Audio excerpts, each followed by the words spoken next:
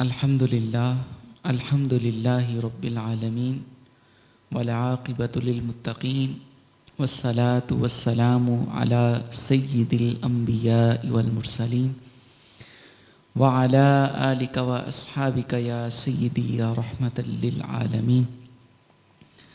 آج درس قرآن سورۃ بقرہ کی آیت نمبر 138 سے شروع ہو رہا ہے۔ اللہ تعالیٰ نے ارشاد فرمایا صبغۃ اللہ ومن احسن من اللہ صبغۃ ونحن له عابدون۔ تم ان سے کہو ہم نے خود کو اللہ کے رنگ میں رنگ لیا ہے، اور اللہ کے رنگ سے اور کس کا رنگ بہتر ہوگا، ونحن له عابدون، اور ہم اسی کی عبادت کرتے ہیں۔ یہ مسلمانوں کو ذکر ہو رہا ہے کہ جب وہ تمہیں آ کر اپنے دین کی باتیں بتائیں کہ ہمارے دین میں شامل ہو جاؤ، تو تم کہو ہم نے خود کو اللہ کے رنگ میں رنگ لیا ہے، اب ہمارا یہی دین ہے، ہمارا مرتے دم تک اس کے علاوہ کوئی اور دین ہو ہی نہیں سکتا۔ یہ ایمان کامل ہے، اللہ کے رنگ میں رنگ لیا ہے ہم نے آپ کو۔ اس سے کیا مراد ہے؟ کیا یہ جو ہمارے عمومی طور پہ رنگ ہے ان میں سے کوئی رنگ کہا گیا ہے؟ نہیں، یہ رنگ نہیں، اس سے مراد یہ ہے کہ اللہ تعالیٰ کی عبادت کرنے کو اس رنگ کہا گیا ہے۔ ادھر رنگ کا لفظ علماء فرماتے ہیں عبادت کرنے کو، ہم صرف اسی کی عبادت کرتے ہیں جس نے ہمیں پیدا کیا، تمام انسانوں کو بنایا، تمام روئے زمین کو بنایا، تمام آسمانوں کو بنایا، ہم نے صرف اسی کی عبادت کرنی ہے۔ آج سے لے کر جب سے ہم نے سانس لیا ہے، ہوش سنبھالا ہے، تب سے لے کر مرتے دم تک، قیامت کے بعد پھر بھی ہم اسی دین پر قائم رہیں گے، اس کے علاوہ اب ہمارا کوئی دین نہیں، اور ہم اسی کی عبادت کرتے ہیں۔ قُلْ أَتُحَاجُّونَنَا فِي اللَّهِ وَهُوَ رَبُّنَا وَرَبُّكُمْ وَلَنَا أَعْمَالُنَا وَلَكُمْ أَعْمَالُكُمْ۔ اور آپ فرما دیجئے کیا تم اللہ کے متعلق ہم سے بحث کرتے ہو، حالانکہ وہ ہمارا رب ہے اور تمہارا رب ہے، اور ہمارے لیے ہمارے اعمال ہیں اور تمہارے لیے تمہارے اعمال ہیں، اور ہم اسی کے ساتھ مخلص ہیں۔ کہ تم بحث کرتے ہو کہ ہمارا رب سچا ہے، یہ بت سچے ہیں، تو یہ ہمارے ساتھ بحث نہ کرو، ہم نے اپنے آپ کو صرف اسی دین کے لیے مختص کر لیا ہے، حالانکہ وہ ہمارا بھی رب ہے، وہی تمہارا رب ہے، اسی نے تمہیں پیدا کیا۔ یہ بت تو کس چیز کو نفع پہنچائے گا؟ کسی چیز کو کوئی نفع پہنچانے والا یہ بت اور یہ من گھڑت یہ جو معبود بنائے ہوئے ہیں تو نے، یہ تو کچھ بھی نہیں کر سکتے، یہ تو اپنے آپ کے اوپر سے گندگی کو نہیں اٹھا سکتے، تو یہ تمہارا کام کیسے کر سکتے ہیں اور تمہیں کیسے پیدا کر سکتے ہیں؟ وہ ہمارا رب ہے اور تمہارا رب ہے، اور ہمارے لیے ہمارے اعمال ہیں اور تمہارے لیے تمہارے اعمال ہے، اور ہم اسی کے ساتھ مخلص ہیں۔ ام تقولون ان ابراہیم، کیا تم کہتے ہو کہ بے شک ابراہیم، اسماعیل، اسحاق، یعقوب اور ان کی اولاد یہودی یا عیسائی تھے؟ آپ فرما دیجئے قل اانتم اعلم ام اللہ، آپ فرما دیجئے کیا تم زیادہ جاننے والے ہو یا اللہ؟ ومن اظلم ممن کتم شہادۃ عنده من اللہ، اور اس سے زیادہ کون ظالم ہوگا جس نے اس شہادت کو چھپایا جو اس کے پاس اللہ کی طرف سے ہے۔ وما اللہ بغافل عما تعملون، اور اللہ تمہارے کاموں سے غافل نہیں ہے۔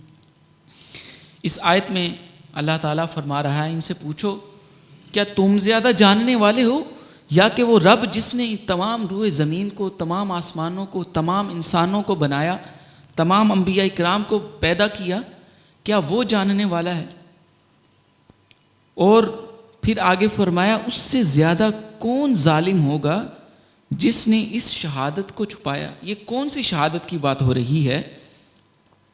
یہ اس شہادت کی بات ہو رہی ہے کہ ان کو پتہ تھا کہ آخری نبی تشریف لائیں گے اور ان کا نام یہ ہوگا اور ان کی نشانیاں یہ ہوں گی، اس طرح وہ تشریف لائیں گے، یہ وقت ہوگا، اور یہ تمام نشانیاں انہوں نے پیارے آقا صلی اللہ علیہ وسلم کی جب پیدائش کے وقت انہوں نے پا لی تھی، اور ان کو پتہ تھا کہ یہ واقعہ ہی آخری نبی ہے، پھر یہ مانتے کیوں نہیں ہیں؟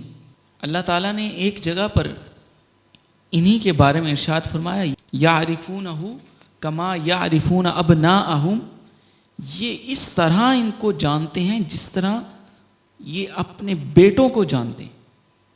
اب سب سے زیادہ تو اولاد محبوب ہوتی ہے، اس کو ہم پہچان لیتے ہیں، کتنے لوگ جمع ہوں، کتنے لوگوں کے بچوں کو جمع کر لیا جائے تو باپ اپنے بیٹے کو پہچان لے گا کہ بھائی یہ میرا بیٹا ہے۔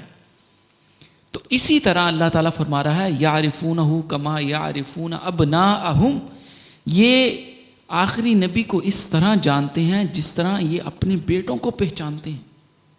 ایسی بات نہیں ہے کہ یہ جانتے نہیں ہیں، ان کو معلوم ہے کہ یہ آخری نبی ہیں، یہ آخری نبی تشریف لائے ہیں، ان کی یہ نشانیاں مکمل ہو چکی ہیں۔ انہوں نے تورات، زبور، انجیل میں سے ان صحیفوں کو چھپا لیا ہے، جہاں پر نبی آخر الزمان کا تذکرہ آتا تھا، نشانیاں جو تھیں انہوں نے چھپا لی تھی، تاکہ یہ جو ہیں ہمارے ساتھ جو کچھ لوگ ہمارے دین پر ہیں یہ بھی نہ کہیں اس دین پر چلے جائیں۔